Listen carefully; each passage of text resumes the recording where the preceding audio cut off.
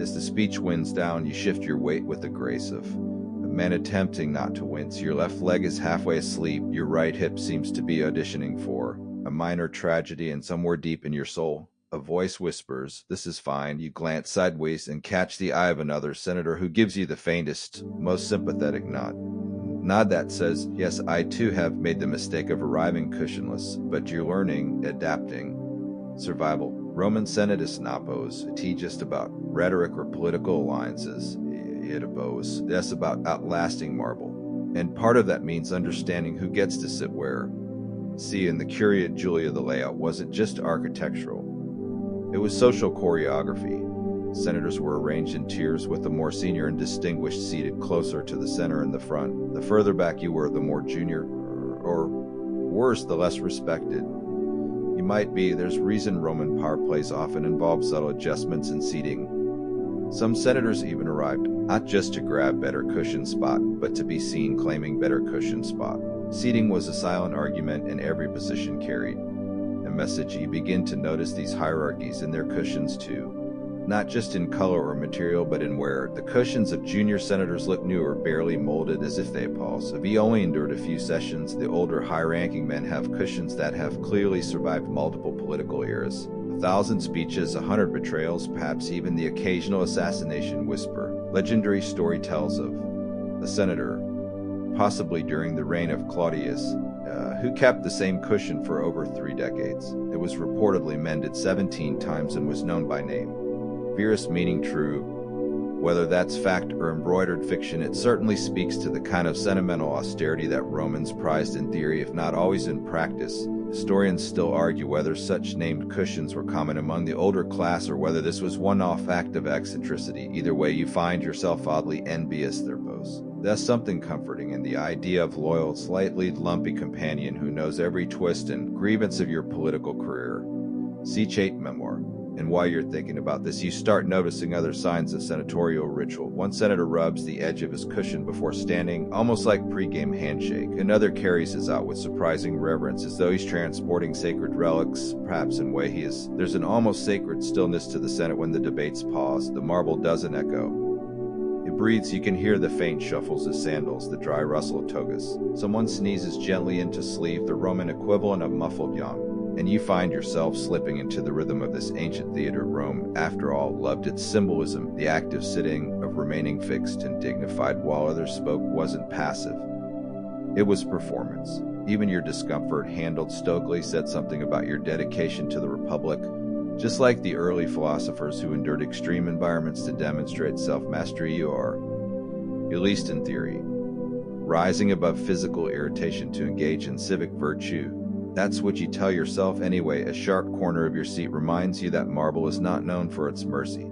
Elsewhere in the empire, things were more relaxed. In Alexandria or Antioch, regional councils often had their own traditions. Some used wooden benches, some sat on rugs, others reclined during discussion, Greek style. The Romans, ever the traditionalists, believed that proper debate required discomfort, or at least restraint. True senator did not lounge.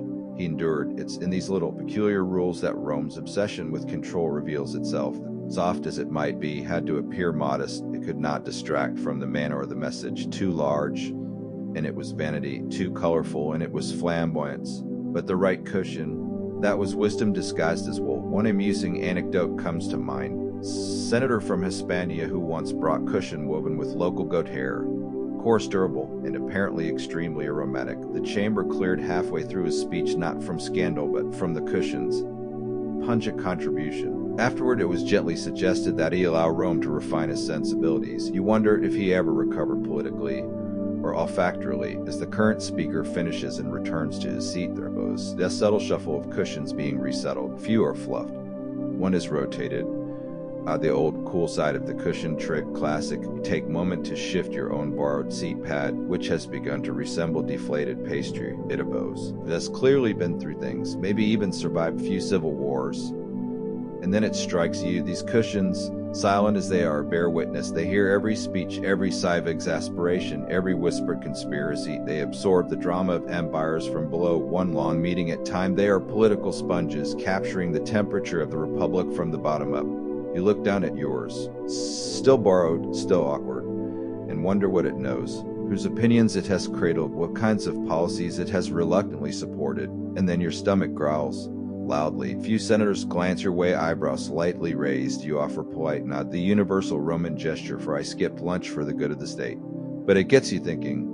If seat cushions were customized, were there ever snack cushions? Secret pockets with dried figs? Tiny flask of watered wine stitched under the edge? Historians have no definitive answer, but it opposes a delightful idea, one you might test in the near future.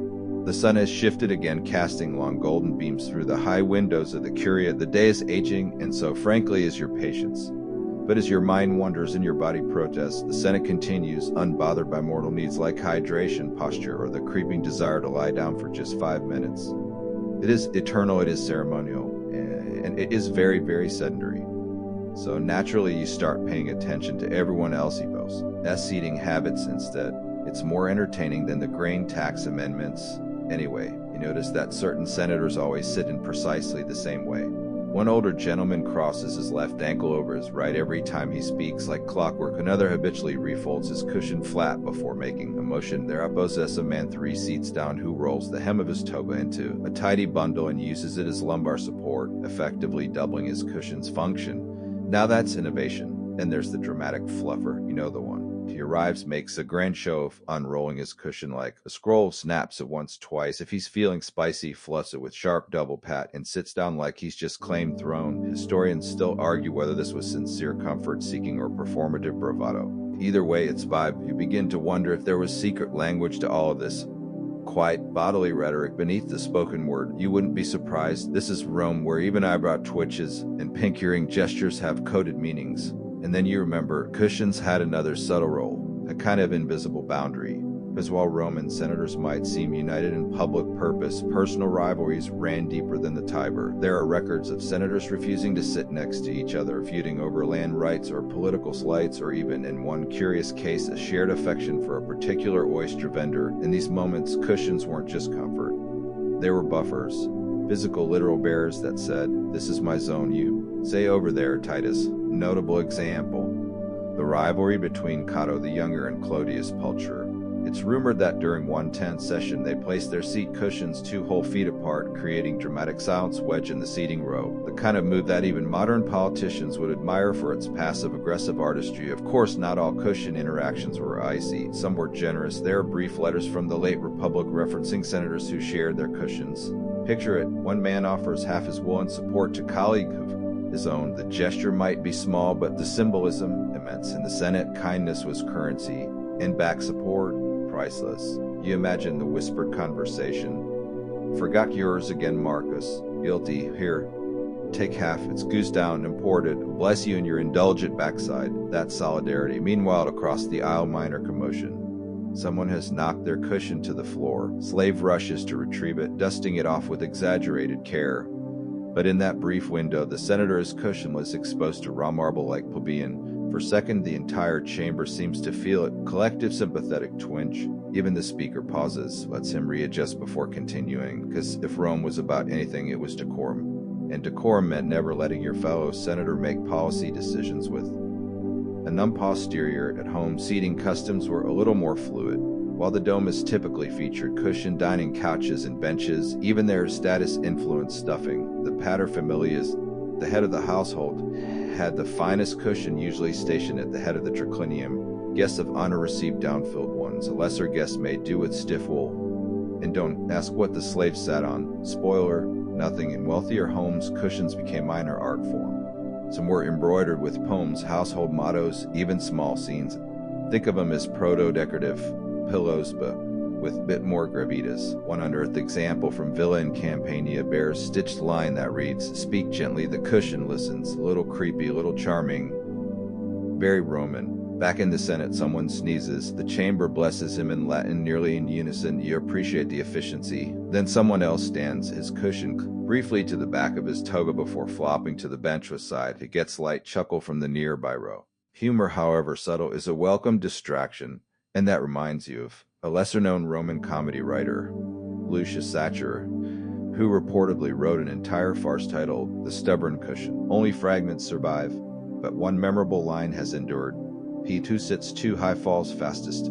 especially if the stuffing leaks. Biting political metaphor wrapped in wool-based slapstick, you wish you could have seen it performed. Preferably from cushion seat, you allow your eyes to close for a moment, lulled by the soft drone of debate and the rhythmic creaks of senators adjusting themselves. The room pulses with slow, ceremonial energy, a dance as old as the Republic itself. You could almost fall asleep right here if not for the occasional dig of stone against spine. But even that, you realize, is part of the experience. You're not just attending meeting, you're inhabiting tradition. Every stitch and every cushion is stitched with the memory of men before you. Ambitious, tired, occasionally petty, always proud. You shift once more, gently press the cushion flat beneath you and straighten your posture. You're learning, you're adapting, and you're bringing two cushions next time.